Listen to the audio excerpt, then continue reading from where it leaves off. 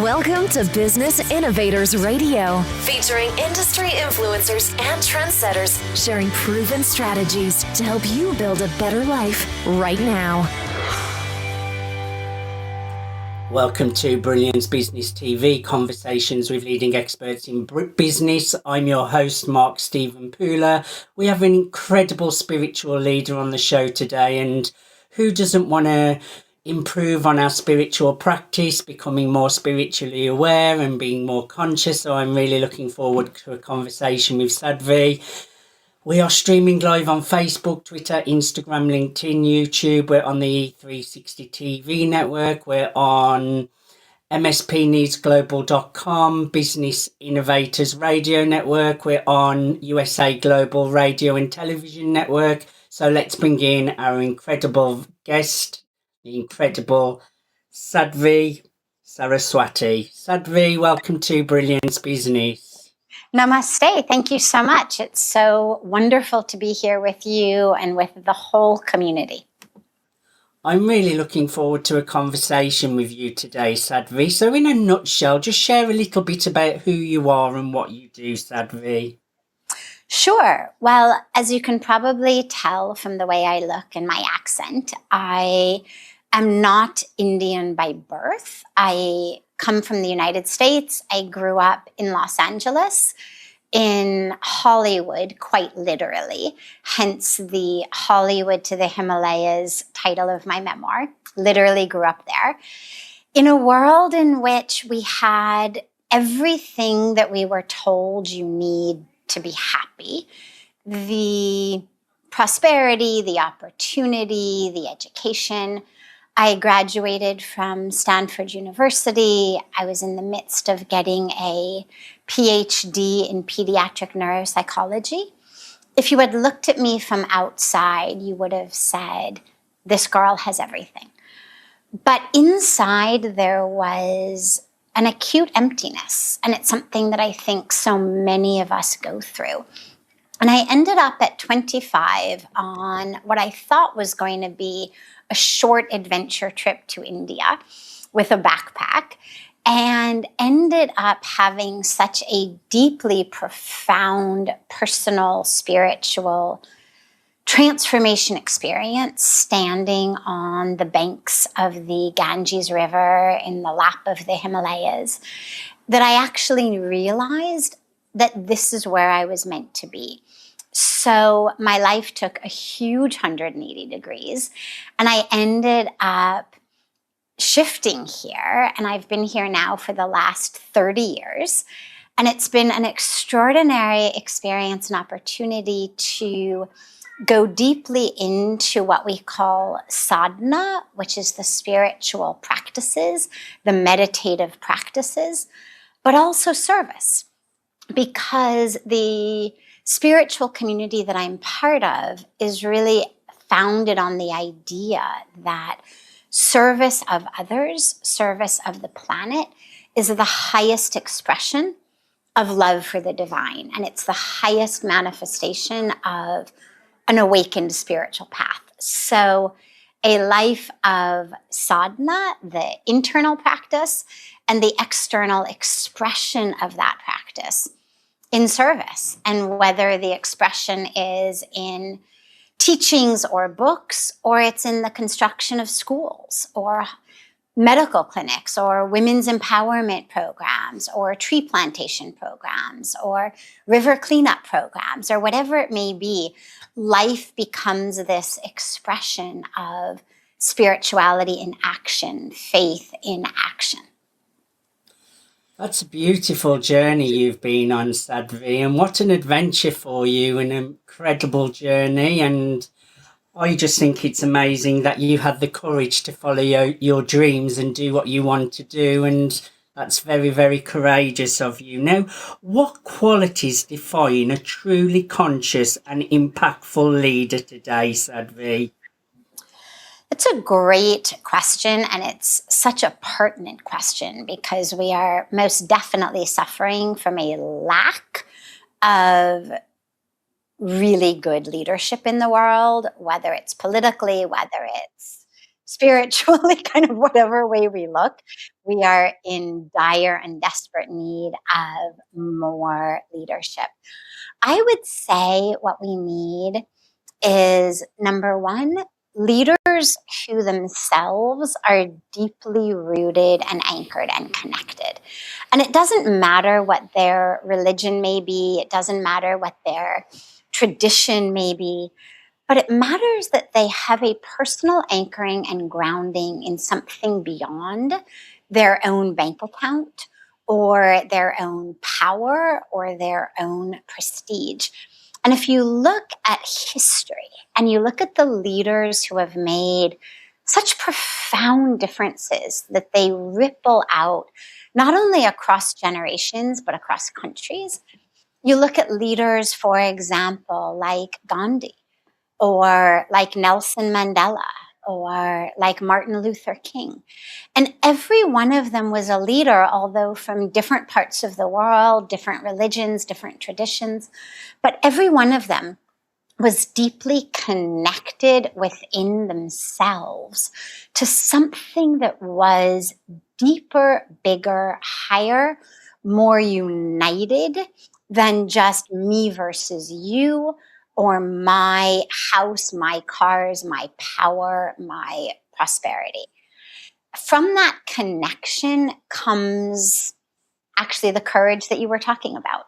Because in order to really be courageous, we have to have a connection. If I don't feel that there is a foundation that is nourishing and nurturing and holding and sustaining me, it's very difficult to have courage, because then I'm afraid, oh my God, what'll happen if I fail, if I fall, if I make a fool of myself?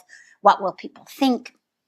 But when I'm anchored into either a source of just truth, I have to do this because this is truth, or a source of what we could call God's love, what we could call unity, what we could call oneness, what we could call compassion, values, virtues, whatever that fertile soil may be. If I'm not anchored in it, I can't have courage. Like a tree can't grow tall and strong if it doesn't have strong roots in the ground. So from the connection arises courage. And we need leaders with courage, because to walk in new directions, to chart new paths, it takes courage. People absolutely will make fun of you. They will try to tear you down. They will compete with you. They may even assassinate you. But the connection to something bigger, higher, deeper is that which keeps us going. And from that courage arises creativity. And you cannot be a good leader on any level without creativity, because otherwise we're just repeating what others have said. We're just doing what others have done. We become just like cookie cutter images of each other.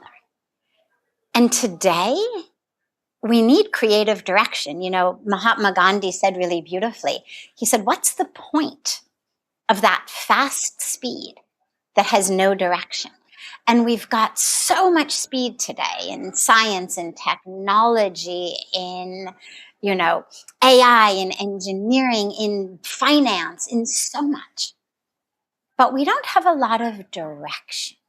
And so we're starting up all over the place. There's so many startups of so many kinds. But so few people actually know where we are going. And in order to have direction, you've got to have the connection. And from that connection arises that creativity of, oh, what might it be like if I actually acted like this, or chose that, or worked for this, or envisioned that, or manifested this? We've got to be able to visualize something better, where we're going, in order to be able to lead people. Leaders, by definition, have to have a clue of the direction we're going in. It's not enough to be charismatic. It's not enough to, catalyze people to stand up. The question then is, well, okay, where are we going? So connection, courage, creativity, and of course, compassion. Because Beautiful. I've gotta take everyone with me. If I'm gonna be a good leader, not just one who fills my own pockets or my own social media account with lots of followers and then I feel good about myself. That's not leadership. Leadership is taking people with you so that my health becomes their health, my success becomes their success, my prosperity becomes their prosperity. And so it requires compassion and awareness that we are not in this alone. We are intricately connected. COVID showed us that. You can't be healthy unless your community is healthy. Otherwise, you end up having to stay within the own four walls of your own house. You can't be safe unless the community is safe. Otherwise, again, you're trapped in your house. Beautifully said. I love that. And I think having that vision is really important as well. Just beautiful words, Sadhvi. Now, what inspired the transformation from a Western upbringing to a spiritual life in India? That intrigues me. So I wish I could take credit for it. It happened really through the power of sacred divine presence, which of course is everywhere and available to all of us. But in that moment, through an openness, through a willingness, through a sincerity, through a surrender, I was able to open to the presence of a life purpose that was so much deeper and more meaningful than anything that I had been working for or toward prior to that. I grew up in a world in which we are really taught to ask, what for me? What am I going to get out of it? And we all keep acquiring and achieving. But at the end of the day, we're not actually any happier. And so many of us need, a few shots of something to relax at the end of the day or a pill to go to sleep at night. And the question becomes, what are we doing? And what I was gifted with was really a mindset shift from a Hollywood way of thinking to a Himalayan way of thinking. And so the Hollywood to the Himalayas was not just of the body. More importantly, it was of the mind. And that's a shift that's available for everyone. And it took me from this Western viewpoint, which actually tragically is now kind of pervasive all over, but a viewpoint that says you are your body. You are its size, you are its shape, you are its color, you are its role, you are its popularity, you are its prestige, its prosperity. Like that's who you are. And you're its history.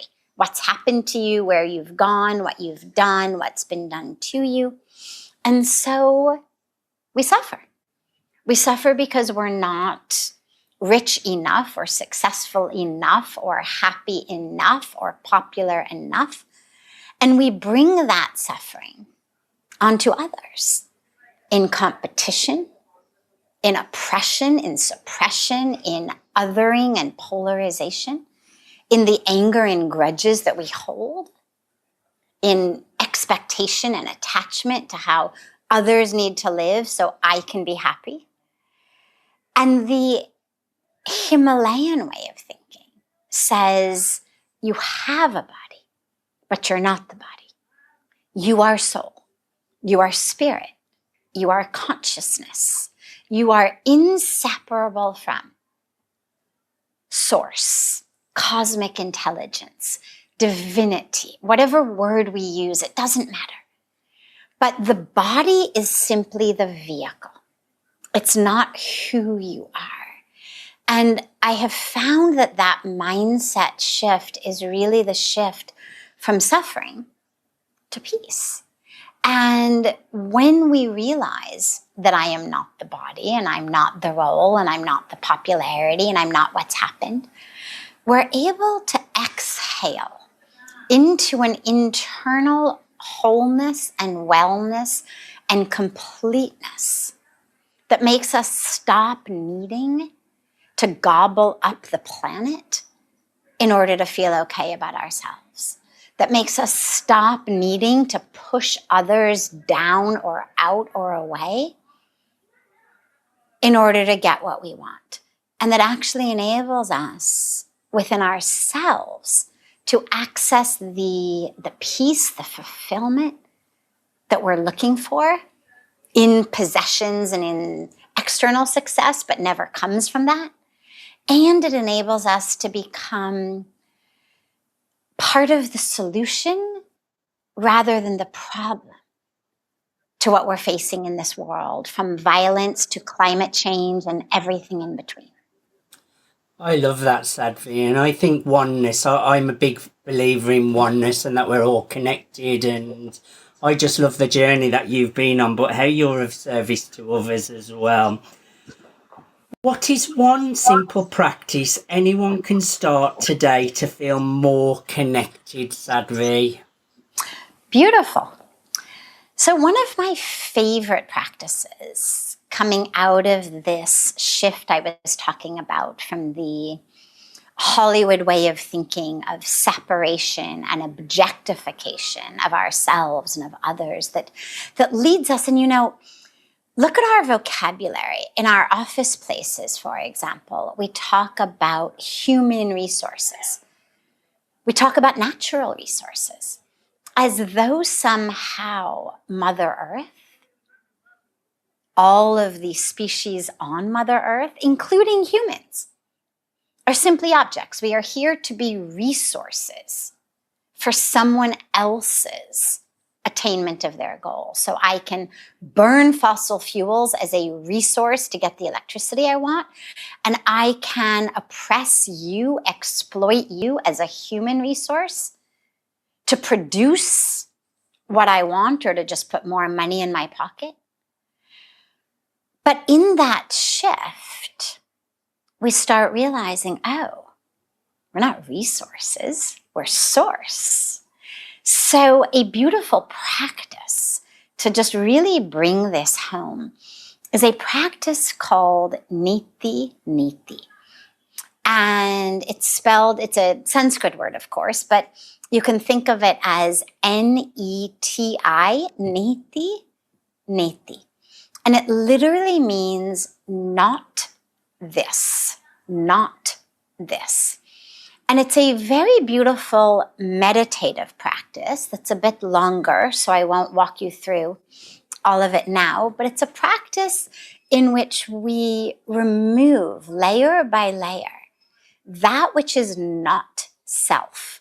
So we begin by saying, for example, I am not the clothes that I wear, which is obvious. We change clothes, but who we are stays the same. 2, I am not the skin beneath my clothes. I'm not the blood flowing through my body. I'm not my bones. I'm not my organs. And when we do this in meditation, of course, we go much more slowly. But with each step, we realize, well, of course, I'm not those things. I get a blood transfusion or I donate blood. Who I am doesn't change. My skin cells slough off and regenerate every day, but who I am doesn't change. And we get down to the very deepest level of saying, I am not electricity. I am not chemistry. Well, if I'm not electricity and I'm not chemistry, it means I'm not my thoughts. I'm not my emotions. I'm not my memories. I'm not my personality, because every single aspect of our emotional state, our thoughts, our preferences, is all simply a pattern of electrical and chemical behavior in different parts of our brain. So when we realize I am not dopamine or norepinephrine or serotonin or oxytocin or any of these chemicals. I am not an electrical impulse running down an axon in a neuron in my brain. Well, then it means I'm not my thoughts. I'm not my memories. I'm not my feelings. I'm not angry. I'm not depressed. I'm not frustrated. I am the one who is aware. I'm the one watching. I am the ground, you can think about it like, or I am the field in which experience arises, but I am not the experience itself. We use words like consciousness, awareness. And what the practice teaches us to do, first in a seated meditative practice, but then throughout the day, all day long, is just remember what I am not. So somebody says to you, you are worthless, you're lazy, you're irresponsible.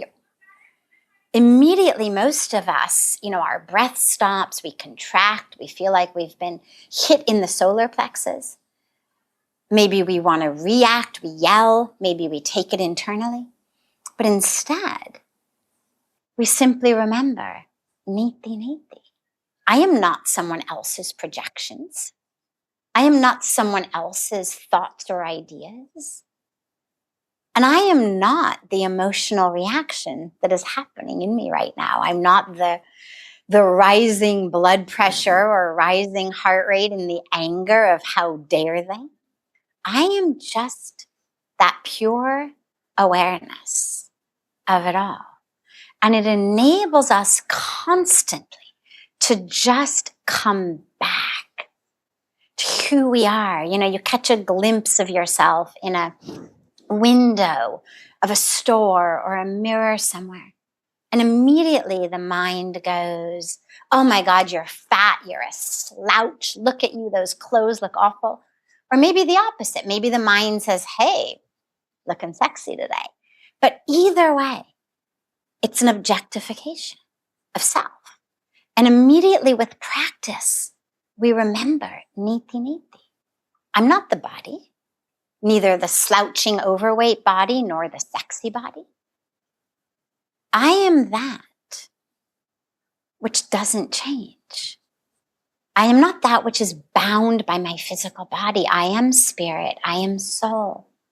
I am source. I am consciousness. I am awareness. So it's a very deep and powerful practice. And it keeps bringing us back to a truth of who we are as whole, as full, as inseparable from every blade of grass, every drop of water, every other species on this planet, inseparable from the creator, inseparable from the creation, inseparable from the energy of creation itself, what we call Shakti.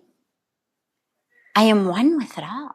There is no place I am lacking. All of that is just a pattern of mind. But we've established I'm not that pattern. And so it's something that we do, again, first in a meditative experience in our rooms, in the morning ideally, or the evening, eyes closed. We anchor in that awareness, but then we carry it with us throughout the day. And it's a way of just coming back to ourselves over and over again, coming back and not being triggered by all of that which is happening around us. Powerful words. I think having awareness is so powerful, because especially with thoughts and emotions, because so many times we can believe our thoughts or get carried away, and especially when we get some negative thoughts, and when you take that step back and observe them, you realize, oh, it's just a thought, it's not me. So I think that must be such a powerful practice, even on other things as well, as you're saying, recognizing, oh, that's not me, that's not me. I think having that awareness is a great skill to have, Sadhvi. Now, We are running out of time. I've really enjoyed our conversation today. Sadhvi, I know you serve the world in so many ways. Who should connect with you and how can people connect with you? What is that person you want to talk to today and say, I'd love you to connect with me, and share your website as well, please? Oh, Mark, I want to connect with everyone because we are collectively suffering today, no matter how much we have, no matter how successful we are outside. Almost all of us have some aspect within us that feels not quite enough, not quite set, not quite there, somehow out of alignment. And what I have been given is a really powerful experience of how to come back into alignment, of how to remember the fullness. And I'm so excited and eager to share these tools and techniques with people that do not require people to be religious at all. They do not require people to subscribe to any particular tradition or culture or lineage or spiritual path. It doesn't matter. It's really for everyone. And it's a way to re-remember the fullness, the wholeness, the completeness of who we are, which then enables us to interact in the world, in business, in our careers, in our relationships, consciously. Because spirituality is not anti-business, it's not anti-prosperity. There's nothing in spirituality that says, thou shalt not be a fantastic success. Absolutely be a success. But let's look at the definition of success so that once you attain it, you actually feel successful inside, not still empty. So I want to talk with everyone. And I would invite everyone to, by all means, you can get my books. Hollywood to the Himalayas is my memoir of healing and transformation, of the ways in which I suffered in the first 25 years of my life, despite having all of the prosperity and opportunity and privilege and all of that. But all of the suffering, and then the way in which, when I came to India, I found healing and transformation that applies to all of us. And then my new book is called Come Home to Yourself, which is questions and answers on everything ranging from the nature of the soul to how to get along with your boss or your employees or your spouse or your in-laws, to how to quiet the negativity in our minds, how to work with thought patterns, beliefs. So I would really invite everyone to get both of those books. We also have a very special free download from my website for 30 days of taking you through Come Home to Yourself, daily activities, a guidebook to really walk you through those lessons and invitations. My website is sadhviji.org. It's SADHVIJI.org. And Sadhviji is also my handle on YouTube and Instagram, where we have lots and lots of free videos, obviously longer on YouTube, shorter on Instagram, meditations, teachings. And I really encourage everyone to go there, make use of them. But even more than that, let me know your questions. Let me know what's holding you back so that we can take up those questions. Send them in on my website. There's a form. Send them in by DM on social media or in the comments, whatever works for you. But That's so beautiful. I want to be in conversation and connection with everyone because that's what we need today. That's sadhviji.org. Sadhvi, I've really enjoyed our conversation today. You're welcome back on the show another time as well. Do reach out when that time feels right for you. Thank you so much for being my guests today. Thank you so much, Mark. It's been such a joy, and so much love to you and the whole beautiful community. The pleasure has been all ours. Thank you everyone for joining us for Brilliance Business TV. Thanks for listening to Business Innovators Radio. To hear all episodes featuring leading industry influencers and trendsetters, visit us online at businessinnovatorsradio.com today.